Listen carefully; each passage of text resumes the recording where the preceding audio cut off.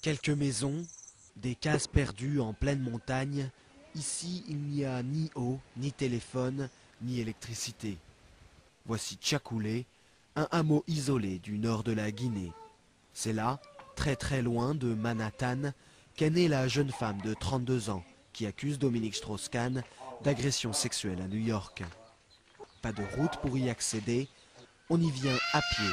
La victime présumée, dernière née d'une famille de 6 enfants, a quitté ce hameau il y a 10 ans, après le décès de son mari, pour rejoindre sa sœur déjà émigrée à New York.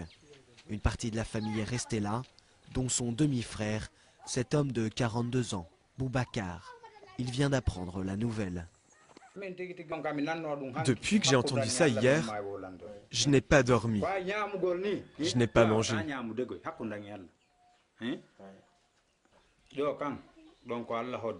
C'est Dieu qui l'a aidée.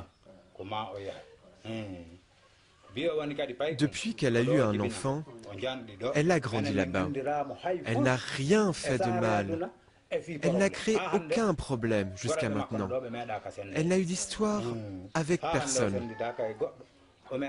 Jusqu'à présent, elle n'a eu de problème avec personne. Voilà la vérité.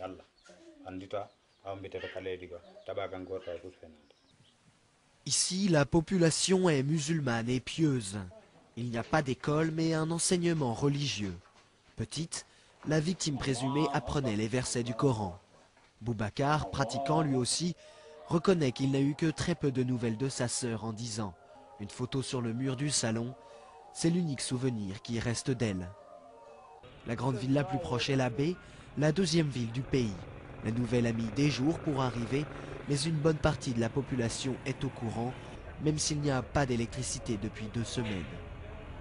Vu la notoriété de M. DSK, c'est quand même déplorable pour lui de se voir terni.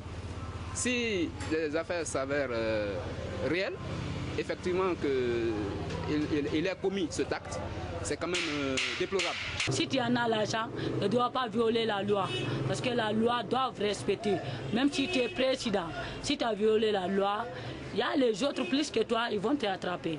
C'est mon problème que je ne voulais pas le faire. C'est ça qui m'a touché dans mon cœur, parce que c'est une femme comme moi. On fait confiance en cette justice et on souhaite à ce qu'elle aille jusqu'au bout pour que, sur l'une des parties, que le fautif soit sanctionné.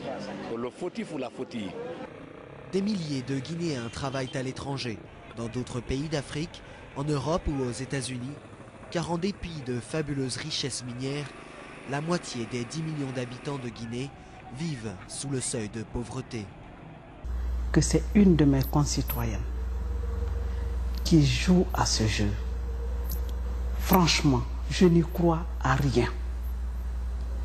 Dans ma culture, comme toi dans ta culture, une mère de famille qui se sent violée dans un hôtel,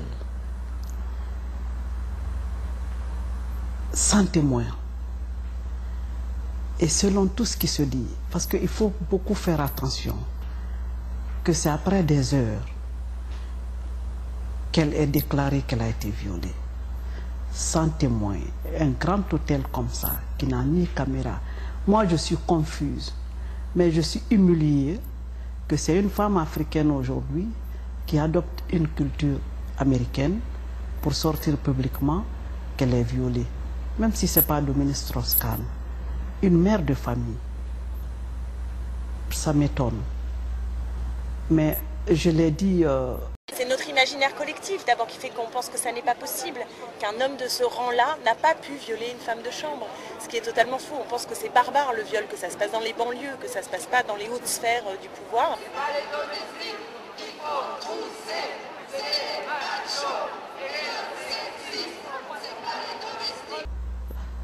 Je l'ai dit dans ma chair que je compatis à l'humiliation de Mme Anne Sinclair. C'est elle qui m'intéresse beaucoup dans cette affaire-là. C'est pour elle que je suis très très malheureuse. Moi je pense que quelqu'un comme Jack Lang, il faudrait vraiment qu'il parte à la retraite. Vraiment. Ouais. Je veux dire, il n'y a pas mort d'homme. Il n'y a pas mort d'homme. Il aurait pu au moins dire il n'y a pas mort de femme. Non, il a dit il n'y a pas mort d'homme. Écoutez, l'expression elle tue quand même, non? Il y a en permanence des réminiscences de paroles et d'actes où la femme est vraiment encore comme un objet de consommation et de consommation sexuelle au service des hommes. Beaucoup de journalistes du nord de l'Europe, des États-Unis qui sont sidérés du traitement français, proprement sidérés, qui ne comprennent pas comment il peut y avoir autant de propos sexistes et autant de déni et voilà, autant d'invisibilité en fait pour la plaignante qui a peut-être subi un viol. Je ne comprends pas ma sœur, je ne comprends pas. Mais je ne serai pas à sa place pour détruire un homme qui s'est battu jusqu'à ce niveau-là. Je ne serai pas à sa place, je ne le souhaite pas. Pour le moment, je n'y crois à rien.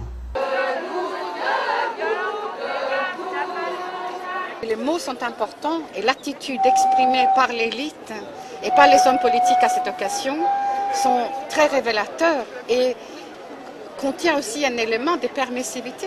Et c'est pourquoi nous devons réagir. Je pense que les hommes changent, mais a priori, ce qui ressort très fortement là, de ce qui s'est passé cette semaine, c'est que, a priori, dans les élites, ils changent moins vite. Moi, je me pose vraiment la question, mais par qui on est gouverné, hein? Moi, dans ces réactions, je vois les seigneurs ou les hobros qui se disent « Ah ben oui, trousser une domestique, comme a dit malheureusement M. Jean-François Kahn, c'est pas si grave que ça. » On a l'impression que le droit de tissage n'a pas été aboli. Il y a plus de violeurs qui courent dans la rue que de femmes qui ont raconté des salades à la justice avec des violeurs en prison qui n'ont pas violé. Donc faisons attention à ce que nous faisons.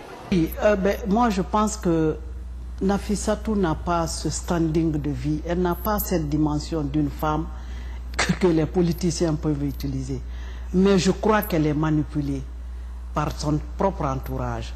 Quelque chose, je vais t'expliquer exactement le scénario que moi j'y crois, que je pense. Parce que je me suis en train de me poser la question, est-ce que les travailleurs de l'hôtel savaient que cet homme venait à l'hôtel? Cette dame, elle fréquente un milieu qui n'est pas sain. Vous avez vu l'attitude de cet homme qui se réclamait être son frère. Vous le savez bien. Et le lendemain, qui change, qui dit que c'est une amie. Est-ce pas un copain? Parce que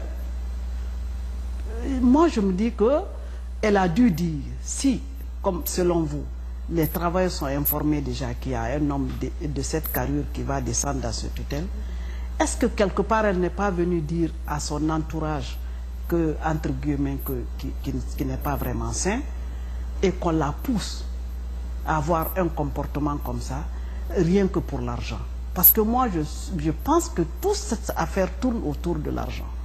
Et ce monsieur, franchement, qui se dit hier son frère, et qui se rétracte ce matin que c'est son ami, je crois qu'il est un poste clé dans cette histoire-là. Je pense qu'il est celui-là qui a dû manipuler cette fille-là. C'est mon opinion. Mais bon, avec le temps, nous verrons bien. Parce que dans ma culture, ce n'est pas aisé de voir une femme, surtout elle est peule. Il ne faut pas se leurrer, ces gens-là. La femme peule n'est pas prête à faire des trucs comme ça délibérément. Mais puisque cette justice a les moyens d'investiguer mieux que toi et moi, vous ne seriez pas surprise de savoir qu'il y a eu manipulation à travers le milieu même qu'elle fréquente.